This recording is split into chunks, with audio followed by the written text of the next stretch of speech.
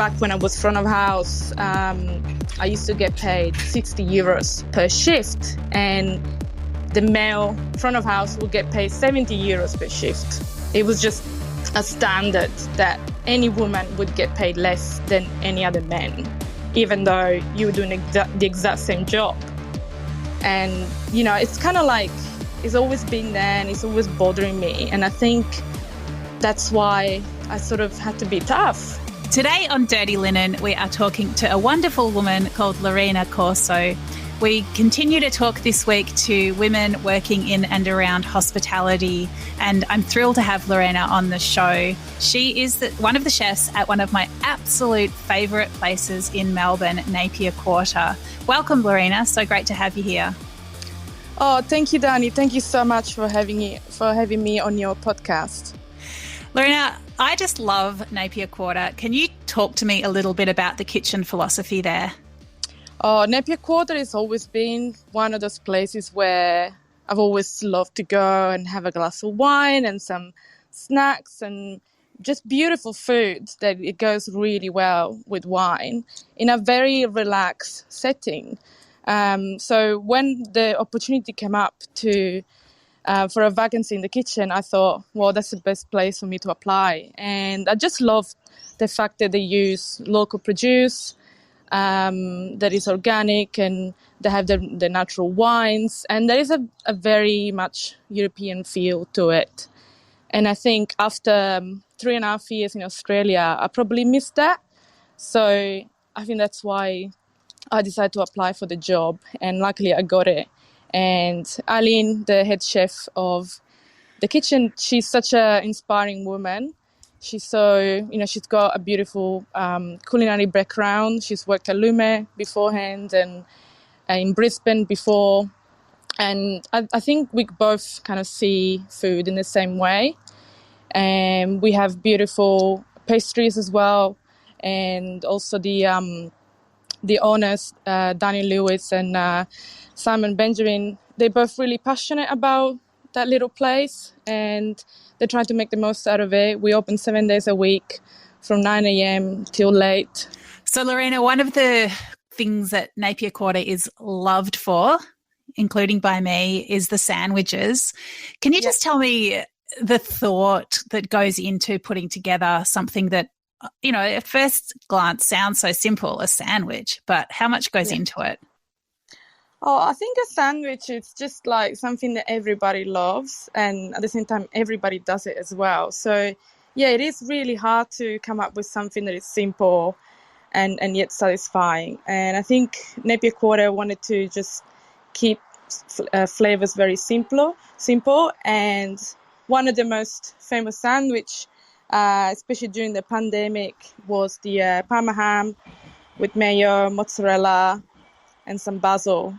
You know, it's just very simple, very good bread from Baker Blue, very good Parma ham, or even the anchovy toast. It's not really a sandwich, but, you know, it does have a piece of rye bread, again from Baker Blue, and some nice thick mayo, a boiled egg sliced up, and like a little green sauce, we call it. It's more like a salsa verde. And some really nice anchovies that we get directly from the north of Spain, and a little slice of lemon on the side. And that's really all you need. You need sweet, salty, and a little bit of bread. And I think it's a really good meal. It's not too heavy, and it's perfect to have it, during the day, I guess. It's such a good one. Oh, my goodness. I feel like driving over and having it immediately. It's, Napier Quarter is a place that I bring people to, from elsewhere, because to me, it's such a Melbourne place. It's got that, open all day, just real produce focus. And I love the fact that, the kitchen is dominated by women. I think it's really fantastic. It's just a super cool place. So, Lorena, I'd love you just to tell us a little bit about yourself and, your journey to date, with a particular lens, on yourself as a woman coming through the industry and traveling around quite a lot, and luckily for us landing in Melbourne. So, tell us a bit about yourself. Yeah, so I started working in the hospitality industry when I was 18, back in Sicily, where I'm from. And I was initially front of house. I used to just do seasonal work, to save some money. And it was a really busy restaurant, seafood oriented. And I really enjoyed myself, doing that job. I thought, I don't know, I think back then hospitality wasn't really seen as a proper job. It was more like, oh, you just do that for the summer for some money, and then when you're an adult, you'll have a proper job. But I really fell in love with it from day one. And after a few years, I started to get more interest into the kitchen side of it. But unfortunately, I guess because it is a male-dominated industry, they didn't let me work in the kitchen back in Sicily. But anyway, I was still young and I wanted to travel. So I moved to the UK and I did a few odd jobs here and there until, I was settled. And then one day I thought, you know what, I want to give it another shot and see if I can actually find a job in the kitchen. My only problem was I wasn't kitchen trained. I never went to college, to be a chef. So I was relying on my knowledge, I guess, my nonna's knowledge of cooking. So a friend of mine hooked me up with a chef who had an Indian restaurant in Brighton in the UK. And I just went for the interview. I didn't really know what to say because I never cooked Indian food before, but I really wanted to learn. And I think I wanted to start from somewhere that it was completely opposite from what I used to eat. And also I wasn't ready to cook professionally Italian food. So I got the job somehow as a commie in the starters and pastry section. And I never knew why I got the job because I didn't have any experience. And then after a month I was in the job, I asked the head chef, why did you give me the job? There were so many people applying for the same position and most of them had more experience than me. And he said, well, you showed so much passion and also you're Italian, so I assume you could make ice cream. So I was like, okay, well, I guess I kind of got there. I can make ice cream now, but I couldn't make it before. But no, that's how I started. And I never stopped since then. I was 23 when I started, a little bit later on, I guess, than most chefs. But I've just been working in restaurants, cafes, across the UK. Then I moved to London and I worked in some really, really high pressure kitchens there, 16 hours a day shift and all the craziness that goes behind. And then I really wanted to move to Australia before I was too old to apply for the working holiday visa. So I asked my partner if she wanted to join me and she said yes. And we've been here since October 2017. And then, I worked in a few nice restaurants here. And after the pandemic, towards the end of the pandemic, I saw that Napier Quarter wanted a new chef. And so I applied for the job and I got the job. And I'm enjoying it so much so far. It's so nice to be in an environment that is it's got a European feel to it, but it's very Melbourneian and it uses great Australian produce. And like you said, the kitchen is led by a female chef, and that always helps, I guess, for any other female chefs. So, you came into the industry, a little bit older than many people do, and you had a pretty clear sense of yourself and what you wanted. As a woman in some of those really tough kitchens, what kinds of things did you experience or see around you? Well, I think I've had a couple of, incidents, not directly to me, I guess, but around me. And I always try to look out for any other chefs, another female chef that I work with. And yes, there has been cases where, I don't know, a male chef would say to another male chef, oh, why can you do service and prep at the same time? You know, Lorena can do it, and she's a woman. Or, you know, or even back when I was front of house, I used to get paid 60 euros per shift, and the male front of house would get paid 70 euros per shift. It was just a standard that any woman would get paid less than any other man, even though you were doing the exact same job. And, you know, it's kind of like, it's always been there and it's always bothering me. And I think that's why I sort of had to be tough and earn the respect from other men chefs and front of house as well. That's the only way, I guess, that I sort of try to battle, you know, this fight since I started. I can't believe that just as a woman you'd get paid automatically less than a man doing the same job. I mean, were you in a position to challenge that, or was it just, you know, too ingrained? Well, I was always, I mean, when I first heard it, I literally laughed. I was like, are you kidding me? Like, why am I getting paid less? Since, this is how it is. Because men are stronger and they can carry more plates, or they can. Oh my gosh! You know? Sorry, I'm laughing too. It's just... I know, it's ridiculous. I literally laughed, and then I mean, luckily I was working with another female at the time, and I think a little way to get revenge was to go out for drinks after service and just get all the men to pay for us, or like, okay, we go for dinner, you guys pay. We're not going to pay anything because you get paid more than we do, you know? Or, yeah, just all these little things. But it didn't solve the problem, the real problem. But it kind of made it easier for us to cope, you know? Yeah. Yeah. And it's really hard to be the person that stands up for something or calls out behaviour that you witness.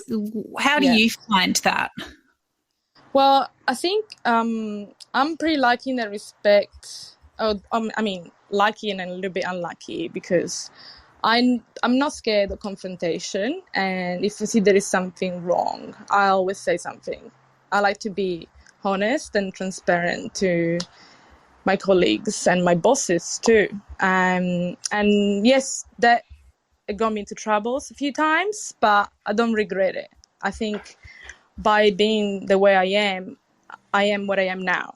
I wouldn't be here. I wouldn't be in Melbourne working in a beautiful place if I wasn't that tough and stubborn and confrontational towards the people in the industry. I think so.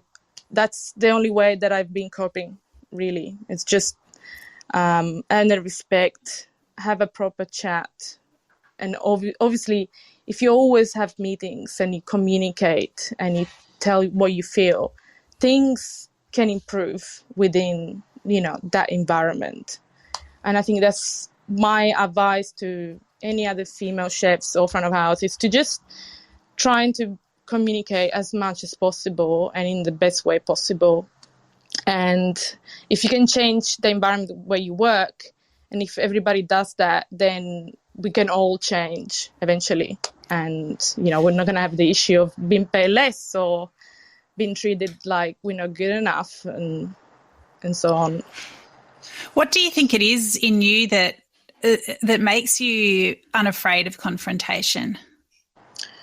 I think, I don't know, in my family, like I've always been working in a way. Like my dad used to sell shoes and he used to let me go with him during the summer and work, you know, help him. And I think I've always been exposed to talking to people that are not within my family. And I've always been quite straightforward as a person.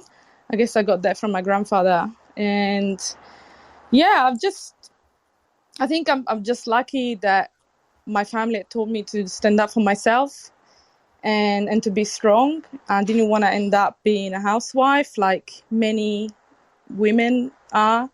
Well, not anymore really, but back 20 years ago, 25 years ago, you know, all the nonnas were just nonnas sitting at home, cooking all day and cleaning the house, which is great. But at the same time, I thought I really want to do something with my life apart from also being at home and cooking and cleaning. So I think it's just my background, I guess, and the environment where I grew up in. Yeah. And you said that, sometimes your ability to have those difficult conversations has got you into trouble. I mean, what kinds of things are you talking about there? Oh, if it's happened before in the past where I'll be on a higher position than other male chefs, and if you confront them, they just don't really appreciate the fact that a female chef is above them. I often go offer jobs, a higher position, and then you go into the job and you see there's another guy that has been working there for longer, and maybe he wanted that position, but they gave it to me instead. And I think it's just envy and jealousy, I guess, and they just take it on me rather than looking at the bigger picture. And I don't think I treat people like, oh, I'm the sous chef, you're the CDP, so you just shut up and listen to me. I always try to teach them and to guide them and help them and even take advice from them, because at the end of the day, if there's no teamwork in a kitchen, the kitchen doesn't run smoothly. So I think it's just the whole conception of men is better, so men should have, a higher position, a higher pay and everything else. But since I've been in Melbourne, I've not really had any troubles, I guess, which is great. It's refreshing for me. Yeah. So do you think the scene in Australia, as you've experienced it, is a little bit more progressed in that sense than the UK scene? Oh, absolutely. I mean, especially from London. I think because London is such a big city and there's so much competition that it puts people under pressure, but also the hours are so long. You start work 8 a.m., you finish midnight. You don't get much sleep. You don't get much time to socialize. And I think people often are so angry in kitchens because there's no time for them to have a life. But since I've been in Melbourne, I noticed that, yes, some places you still work many, many hours, but it's not as bad as it was in London for me. So you do get a bit more of a life. And I think that really helps everyone to just deal better in the kitchen and be kinder and just be more reasonable. So, yeah, I think it is more progressive in a way. Yeah, absolutely. Yeah, it's really interesting that you say that about work-life balance and how directly it can impact the relationships that people have in the kitchen. And it's really good to hear that you think things are better overall in Australia than they are in some other places around the world. Yeah. I mean, do you think that we're at a particularly promising place in the Australian hospitality industry as regards balance and respectful relationships? Well, yeah, definitely. Like, I've been here since 2017 and I haven't left because I feel like it's a better quality of life overall. And my job is such a big part of me that if I wasn't happy with the industry here, I wouldn't still be here, I guess. And the pay is obviously much better and there's more free time. And I think gaining that social life that I missed for a few years back in the UK, I think has really helped me to almost like find new passions even within the industry. So now I have more time to discover wines and travel to wineries and just travel across Australia. And that's really important for me. And so, yeah, absolutely. It's so much better here. I mean, there's still work to do, but I think we are definitely heading towards the right direction. Yeah. Well, we've definitely all got to love travelling in Australia at the moment because we're not going anywhere else. But it does bring me to talk to you, Lorena, about this project that you've started recently with Ilanit Bard, who we've also had on the podcast. Can you tell me about the Thick Accents project? Yeah, so I think we both were missing having those long lunches with friends and family because during those 5 or 6 hours every week, I remember just having a really good time with my family and my friends and forget about all the problems for at least once a week. And it really brings people together because everybody feels at ease and there's good food and good wine. And so we both thought, why don't we just start a project? And she had this name, Thick Accents, and I said, yeah, it's a great name. Let's find a venue, let's find a place, and we're just gonna start with me as a Sicilian-born chef, and we can have a Sicilian-inspired menu.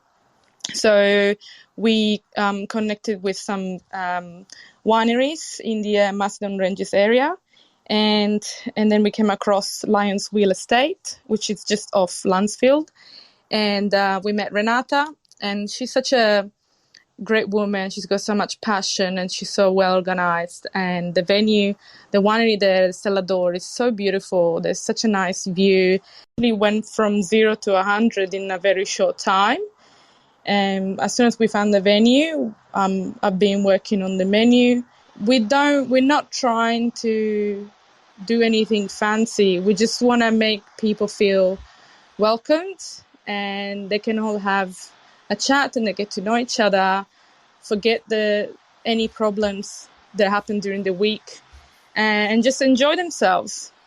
Well, I love this idea of a lunch where it's just all about being together and enjoying. But I think there seems to be another part of the project, which it's this Thick Accent project, and it's also about celebrating and representing migrant women in hospitality. So I know that when Ilanit told me about it, she was talking about, that there's the migrant women are the ones so often that are cooking, washing, hosting, serving, pouring, brewing, fermenting, foraging, growing, prepping, all around in kitchens and restaurants all around the country. But there's just this sense that they're underrepresented as well.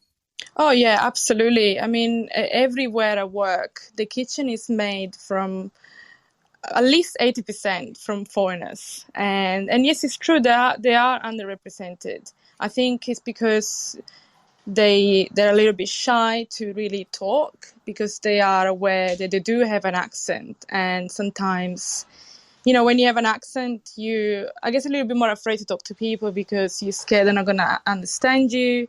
And they're going to ask you, sorry, say that again.